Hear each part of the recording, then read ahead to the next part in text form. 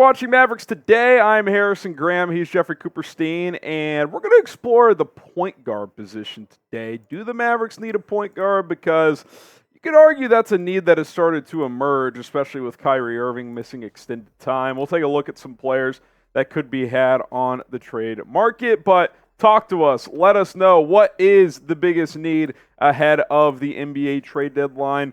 Get your thoughts in the comments. I would still say a scoring forward coup. Agreed. But it's not like it's only that. You could certainly benefit from additions at pretty much every position. Yeah, you could say a scoring 4, you could say a backup 5, and I think as we get closer to the deadline, exactly a week from today, you could add point guard to that list. Kyrie Irving has missed the last 5 games and counting with the sprained thumb. Again, very frustrating, simply because Kyrie said he was not going to miss any time, and here we are 5 games later. And Dante Exum, who was a key part of this team in the first half of the season, has missed 12 of the last 14 games. He missed, I believe, 8 or 10 games, and then he came back for 2, and now he's out again. And the Mavs aren't really sure when he's going to return. So they're short on point guards right now, with Luka being the only true point guard on the roster. Obviously, Seth Curry can play that role, but that's not really what he does. Yeah, and so it makes it certainly interesting. And when you just kind of think about what the Mavs could use, really the only thing they don't need is 2 guards that don't create. They have plenty of those. They have plenty of those. So keep that in mind as we are exactly 1 week away from the NBA trade deadline. All right, let's look at some point guard targets now. Let's start with Kyle Lowry, who got flipped to Charlotte, obviously, from Toronto and from Miami, in the Terry Rozier trade.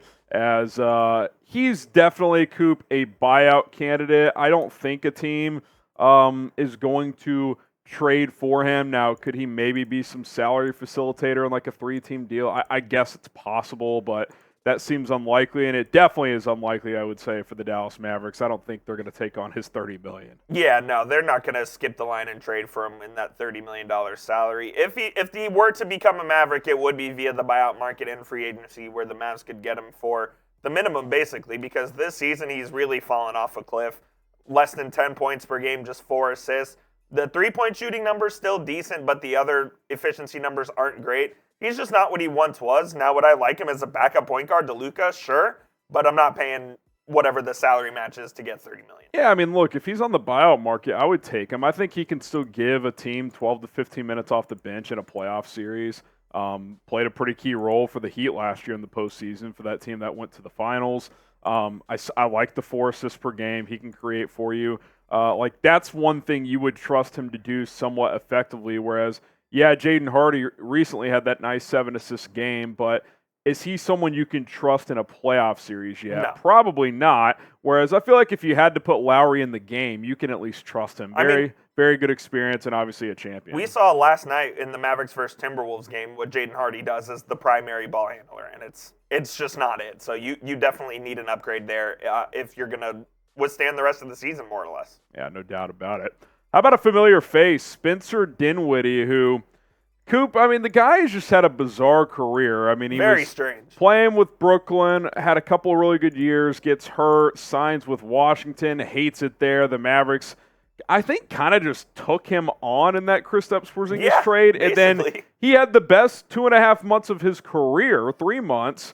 The best calendar year, frankly, of his career. He was terrific, and then started the next year great, gets shipped back to Brooklyn, and then this year, the efficiency has just plummeted for whatever reason. But when he was in Dallas, Coop, he was like a 41% three-point guy. Yeah. He seemed to really play well next to Luka, too. He could play on and off ball. I don't know what the cost is, but I'm not shut down from this idea. I know what he can do in Dallas. We've seen it. His calendar year in Dallas is by far the best stretch of his career, and it's not even close, frankly. Now, there are also reports coming out of Brooklyn over the last couple of weeks that Dinwiddie has more or less quit on this Brooklyn Nets team again.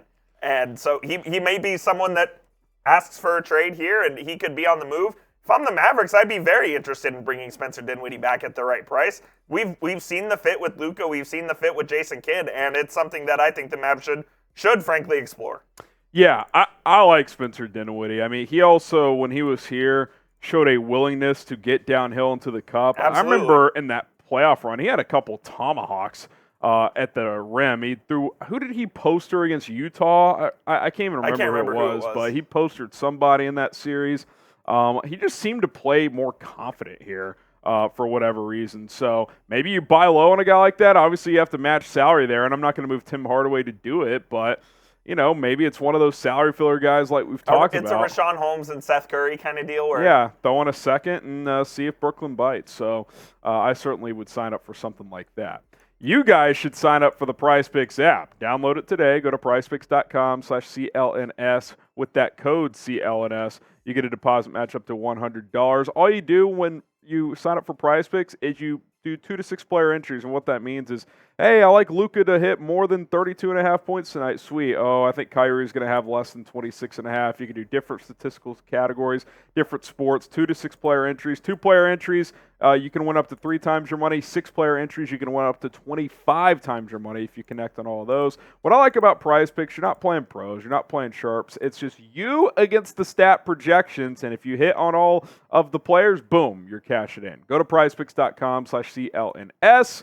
Use the code CLNS to get signed up today and get that $100 deposit match.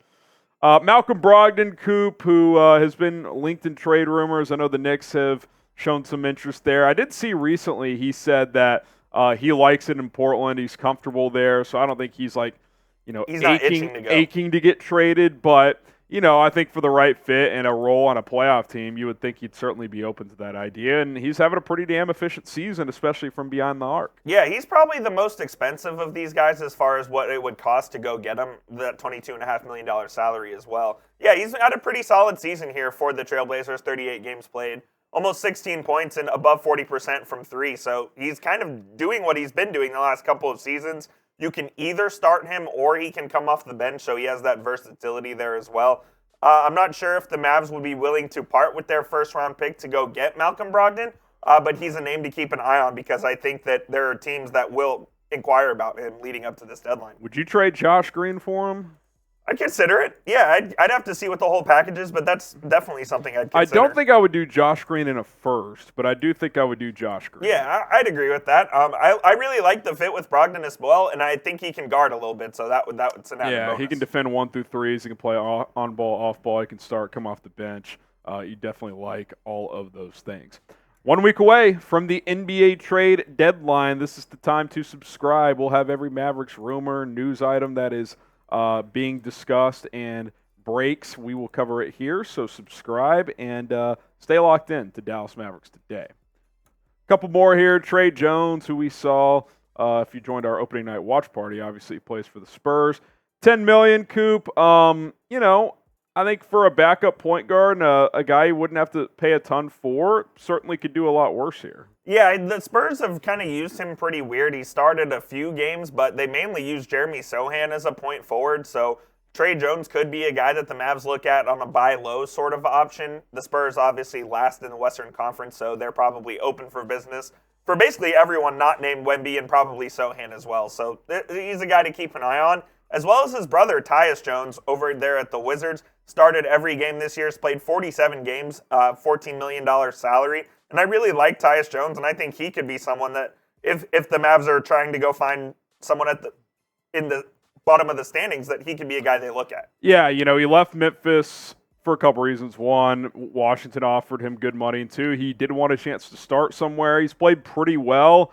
I still think his best role is as that sixth man backup point guard guy, at least on a contending team. He could certainly start for, a dozen teams in this league or so probably, but I think obviously if Dallas brought him in, he'd be the backup. But, if Luka's out for a night or whatever, Kyrie, he could start as well. He can play different roles. He's an efficient player, very smart with the basketball. He's typically one of the better assist-to-turnover guys in the NBA. So I think the contract's affordable. Could you do a one-for-one swap with Josh Green or Grant Williams? I mean, salary-wise, you could. It would just kind of depend on what Washington's looking for in return. So certainly would be intrigued by Tyus Jones. And at the end of the day, I think over the last couple of weeks that this need has emerged as an underrated thing for the Dallas Mavericks, especially if Kyrie Irving and Dante Exum are going to be in and out of the lineup.